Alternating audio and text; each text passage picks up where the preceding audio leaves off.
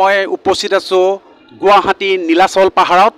আৰু যিহেতুলৈকে মা কামাখ্যা মন্দিৰত দুৱাৰৰ সন্মুখত উপস্থিত আছোঁ যিহেতুলৈকে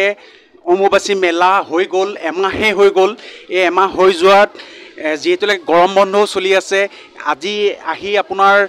এই মা কামাখ্যা মন্দিৰ ভাগ দৰ্শন কৰিছোঁ ককা কেনেকুৱা মানে যিহেতুলৈকে এতিয়া যিহেতুলৈকে আপোনাৰ অম্বুবাচী মেলা শেষ হৈ গৈ এমাহ হৈ গ'ল আৰু যিহেতুলৈকে এতিয়া বৰ্তমান শাওণ মাহ এই শাওণ মাহত মা কামাখ্যাক মনসা পূজা হৈ আছে হয় হয় হয় আৰু যিহেতুলৈকে আপোনাৰ এতিয়া আমাৰ শাওণ মাহ চলি আছে শাওণ মাহত কেনেকুৱা মন্দিৰৰ যিহেতুলৈকে হেৰি যিহেতুলৈকে আপোনাৰ এতিয়াও মানুহে আহি আছে বমভোলা এইবিলাকে পূজা সদায় কৰি আছে দৰ্শন আৰু আমাৰ ঘৰে ঘৰে মনসা পূজা আৰু এনেও মানুহ হৈয়ে আছে সদায় মানুহ ভিৰ কমা নাই আৰু বগলা দেৱী মন্দিৰতো দেখা পাইছোঁ যে মংগলবাৰ বগলামুখী বেছি হয় আৰু যিহেতুলৈকে মই প্ৰতি বছৰে ধৰি লওক মা কামাখ্যা দৰ্শন কৰোঁ যিহেতুলৈকে এইবাৰ যে অকণমান কিবা এটা সৰু খেলি মেলি হৈছিলে যাৰ ফলত মানে ময়ো মানে সেই খেলি মেলিৰ কাৰণে আহিবলৈ আৰু এতিয়া ৰাস্তা ঘাটগিলা অলপমান এই পাহাৰৰ বৰষুণ দিছিল নহয় ৰাস্তা ঘাটগিলা অলপ খৰ হৈয়ে আছিল এই পাহাৰত ঘৰ চৰ বনোৱাৰ কাৰণে মাটি যদি শিল তিল বাগিৰি পৰিছিল সেইকাৰণে অলপমান অহা যোৱাটো ৰাস্তাটো বন্ধ কৰিছে আৰু বাকী আমাৰ এই খোজকাঢ়ি আহিব পাৰিছে খোজকাঢ়ি মানুহবিলাক আহি ত্ৰিনাথ মন্দিৰত আহি এইপিনে মন্দিৰ আহি পেলাই ঘূৰি পেলাই গৈছে আপোনাৰতো তেতিয়া যে অম্বুবাচী মেলাতো আপোনালোকৰ 10,000 ওপৰত পূজাৰী আছিলে নহয় জানো সেই যে কিবা এটা যে ধৰি লওক কিবা এটা সৰু চাগে নহয় জানো কিবা এটা মানে তেওঁলোকে কিছুমান বাহিৰৰ পৰা মেলা বহুত মানুহ আহে তেওঁলোকে নিজে নিজে সাজনা কৰে সাজনা কৰি পেলাই সিহঁতৰ পইচা কৰি 4-5 দিন 6 দিন থাকি তাৰপিছত পূজা চূজা দি আপোনালোকে তেওঁলোকে ঘৰত গুচি যায় আৰু যিহেতুলৈকে আপোনাৰ এই মা কামাখ্যা মন্দিৰটো ধৰি লওক আপোনাৰ আমাৰ যি জয়ন্ত মল্লৱদেৱ তেখেতেতো বহু বছৰৰ পৰা নেতৃত্ব লৈ আছে মিছা ক'লে কি হ'ব নহয় জানো তেওঁলোকে সেইবিলাক কৰি আছে সেইবিলাক ৰাতি চন্তিৰে এইবিলাক নাগা বাবা আৰু বাকী পাব্লিক মানুহৰো সুবিধা কৰি দিছে কিবা পানী চানী দিয়া এই যে ৰাস্তা ঘাটবিলাক ব্যৱস্থা সেইবিলাক কৰি দিছে আৰু যিহেতুলৈকে কামাখ্যা বিষয়নো কি ক'ম মইতো ধৰি লওক এজন ছাত্ৰহে হয় নহয় মানে কি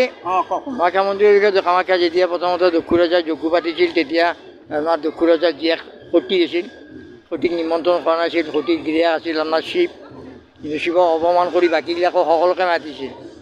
তেতিয়া শিৱৰ যেতিয়া দক্ষু ৰজাই সতী আমাৰ তাত প্ৰাণ ত্যাগ কৰিলাক যজ্ঞত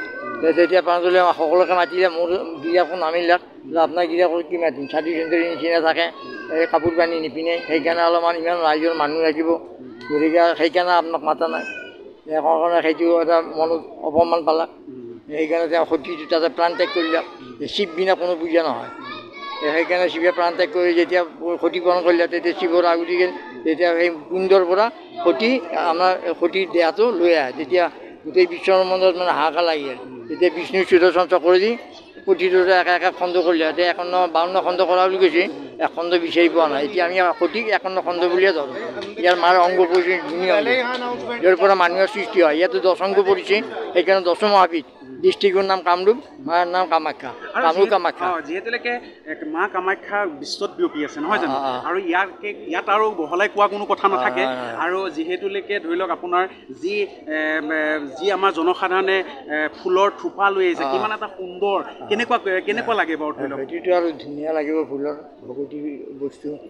আহা মাল লাল ফুল লৈ বগা ফুল লৈ বিভিন্ন ৰকমৰ মালা ফুল পদ্মমালা এতিয়া মনসা পূজা পদ্মৰ ফুলটো বেছিকৈ চলে শিখবিলাকৰে এতিয়া পানী টানি ঢালাই পূজা পাঠ কৰে এই সাধু সন্তৰে বেলেগ ঘূৰি পূজা কৰে আৰু কিমান বছৰ হ'ল ইয়াতে আপোনাৰ মোৰ বহুত বছৰ হৈছে এতিয়া মই অলপ আহোঁ ঠিক আছে হ'ব এয়া আপোনাৰ সুন্দৰভাৱে চেলফিও লৈ আছে আৰু ইয়াক সুন্দৰভাৱে আপোনাক দেখালোঁ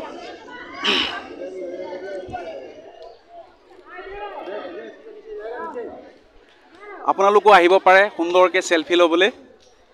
আৰু মাক দৰ্শন কৰিবৰ কাৰণে ঠিক আছে আজিলৈ আহোঁ ধন্যবাদ